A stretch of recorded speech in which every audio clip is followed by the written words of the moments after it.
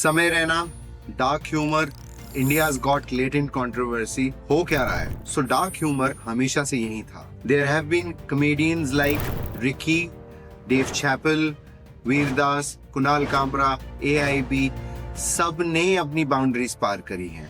फिर आज एक जोक, एक रिएक्शन और पूरा का पूरा इंटरनेट डिवाइड हो गया. समय रैना के डार्क ह्यूमरस जोक्स पहले भी थे और कॉमेडियंस के जोक भी पहले भी थे.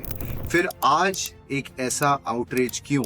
रणवीर अलाहाबादिया और समय रैना के बीच जो हुआ, क्या वो एक कंट्रोवर्सी है या रणवीर के एक सवाल से उठा हुआ बवाल? आइए डिकोड करते हैं. डार्क कॉमेडी पहले भी था, तो आज प्रॉब्लम क्यों? Dark comedy always has been edgy. Humor has always been edgy in India and abroad. Recently, Max Comedian did his shows in India.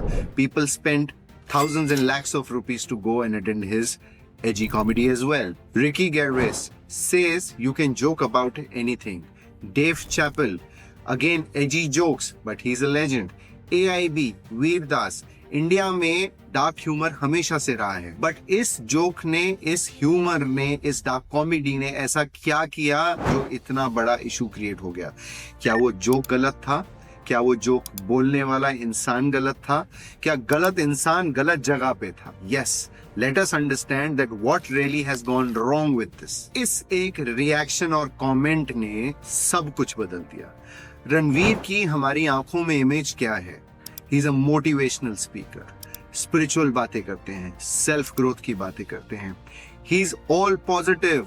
All throughout his channel, all throughout his podcast, he has always motivated people. With his this one comment, पूरी जिंदगी, पूरा internet सब बदल चुका है. Did Ranveer react a little more, or I would say a bit more, on the dark humor, जिसकी वजह से ये पूरी की पूरी आग लगी है? So is it India's got talent or India's got latent? The word latent says it all. We need to understand कि अब यहाँ सिर्फ रणवीर की बात नहीं हो रही, यहाँ कॉमेडी इन इंडिया की बात नहीं हो रही, यहाँ डार्क ह्यूमर की बात नहीं हो रही. ये बात हो रही है अब बाउंड्रीज की. We need to understand our boundaries. We need to understand our line. क्या क्रॉस कर सकते हैं और क्या क्रॉस नहीं कर सकते? I have 3 questions to ask.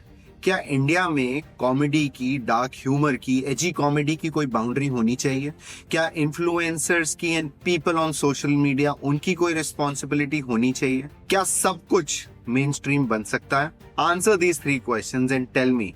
Culture, values and the big question, promote क्या हो रहा है? यहाँ कोई बात नहीं हो रही ऑफ फ्रीडम ऑफ स्पीच. यहाँ आपकी स्पीच को बैन करने की कोई बात नहीं हो रही. What I am saying here, or what entire country is saying right now is, किस तरीके के कंटेंट को कैसे दिखाना चाहिए, कहाँ दिखाना चाहिए, किसके लिए सूटेबल है, किसके लिए सूटेबल नहीं है. This needs to be defined. Boundaries चाहिए, रेगुलेशन चाहिए, सिस्टम चाहिए. It is not about freedom of speech. सोचो, क्या ये कंटेंट मेंबर्स ओनली या एडल्ट ओनली होना चाहिए? क्या अब्यूजिव लैंग्वेज को यूज करने के लिए there should be a model wherein if you want to watch a content which is like that, you have to go to a subscribed platform to watch that content? क्या YouTube एक family oriented platform है where there are children, teenagers, adults and elderly? Is this open to the platform acceptable to us? या हम बिना किसी disclaimer और regulation के accept कर रहे हैं सब कुछ जो हमारे पास जैसे दिया जा रहा है? ये सिर्फ शुरुआत. शायद रणवीर को भी नहीं पता था before going to the show कि शो खत्म होने के बाद उसके साथ, डार्क ह्यूमर के साथ और इस एजी कॉमेडी के साथ क्या होगा. The way things have turned, he had not realised, he had not imagined. His one statement, his one comment has changed the entire game for himself and for India as a country. Dark humor यहाँ है, हमारे culture और value system भी यहाँ है. अब मेरा सवाल सिर्फ आपसे इतना है कि आप क्या सोचते हैं? आपके हिसाब से कॉमेडी की और डार्क ह्यूमर की लाइन कहाँ खींचनी चाहिए? कमेंट्स में बताइए. I would love to hear what you have to share with me. अगर इस वीडियो ने आपको सोचने पे मजबूर किया, so I would request like and subscribe. Also, हम यहाँ सिर्फ एंटरटेनमेंट नहीं, रियल और रॉ कॉन्वर्सेशंस भी लेते हैं. Let me know in comments what you think about it. Dream it, do it, own it.